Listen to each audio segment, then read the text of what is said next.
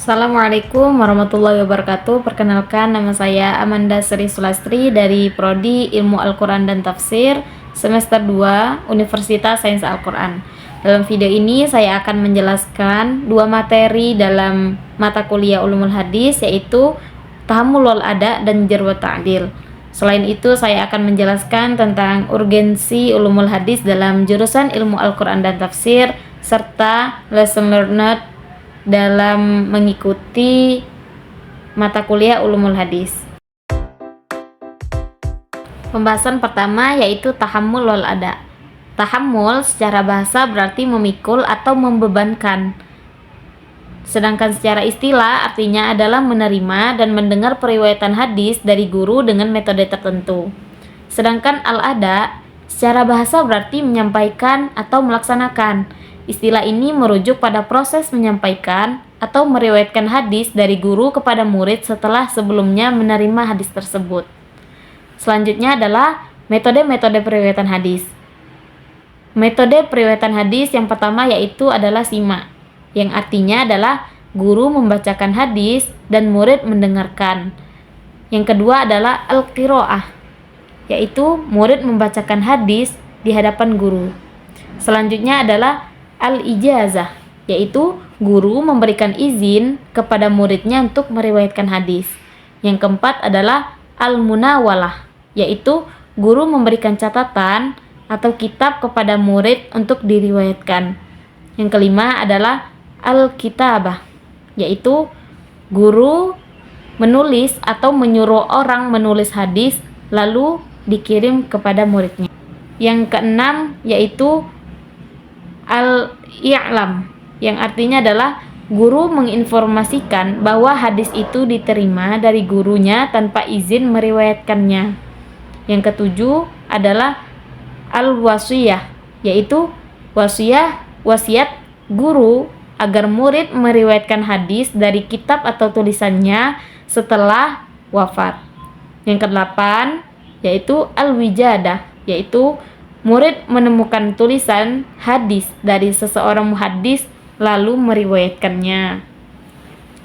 Adapun syarat tahammul yaitu cukup tamyiz namun tidak wajib baligh. Seperti contohnya yaitu Hasan dan Husain serta Ibnu Abbas yang telah meriwayatkan hadis sejak kecil. Sedangkan syarat al-ada yaitu Islam, baligh dan berakal sehat, adil dan dobit, hafalannya kuat. Pembahasan kedua yaitu jarh wa ta'dil. Al-jarh secara bahasa berarti celaan. Dalam ilmu hadis berarti menyampaikan aib atau cacat seseorang perawi yang dapat mempengaruhi diterima atau tidaknya riwayatnya. Sedangkan at-ta'dil secara bahasa berarti pembenaran. Dalam istilah ilmu hadis, at-ta'dil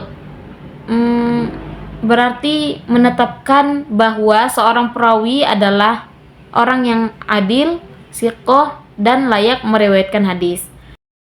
Adapun tujuan jarh wa ta'dil yaitu yang pertama, menjaga kemurnian hadis dari riwayat-riwayat yang tidak dapat dipercaya, dan yang kedua, menyeleksi kualitas perawi untuk menjamin validitas sanad dan matan hadis.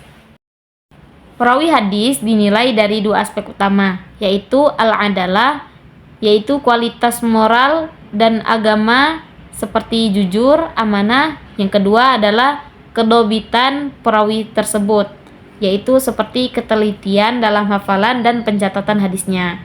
Adapun tingkatan al-jarh, yaitu yang pertama adalah al-kadzab, yaitu pendusta.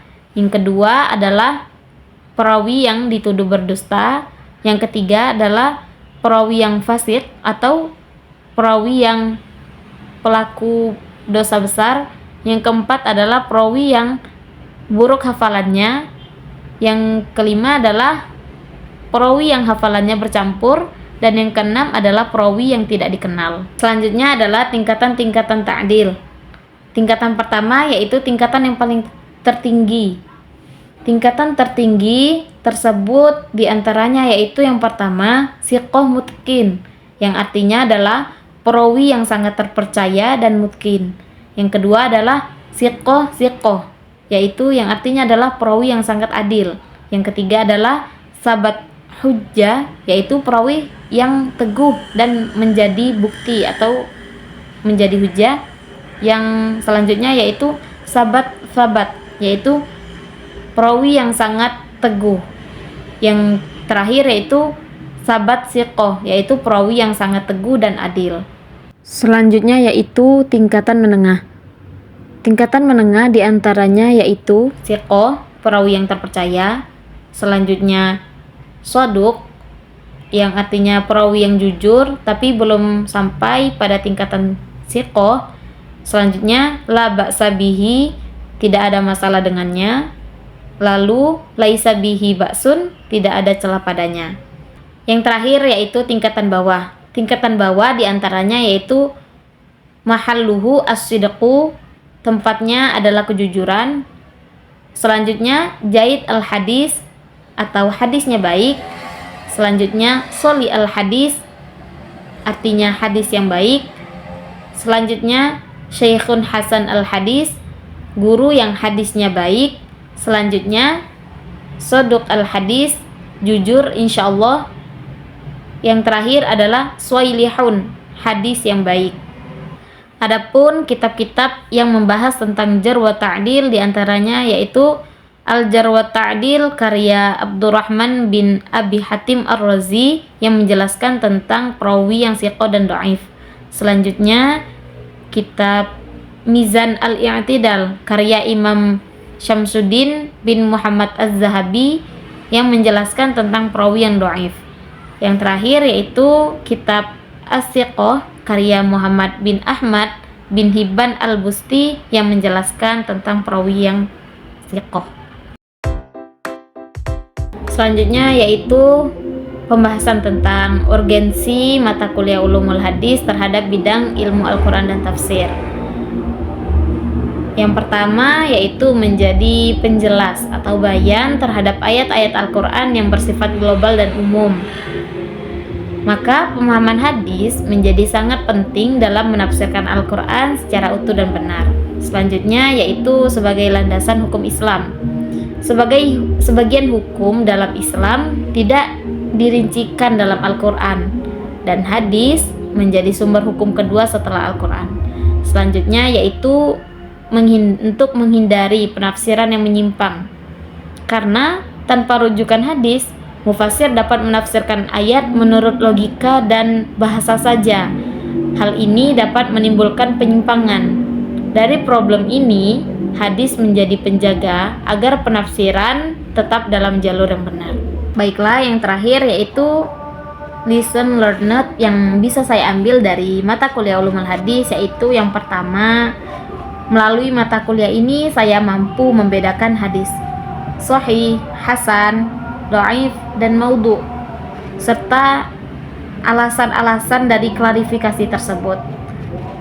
Selain itu, saya juga memahami betapa pentingnya sifat adil dan jujur, baik dalam konteks perawi maupun saya sendiri sebagai mahasiswa dan penuntut ilmu. Baiklah, sekian video dari saya. Apabila ada kesalahan, mohon dimaafkan. Wassalamualaikum warahmatullahi wabarakatuh.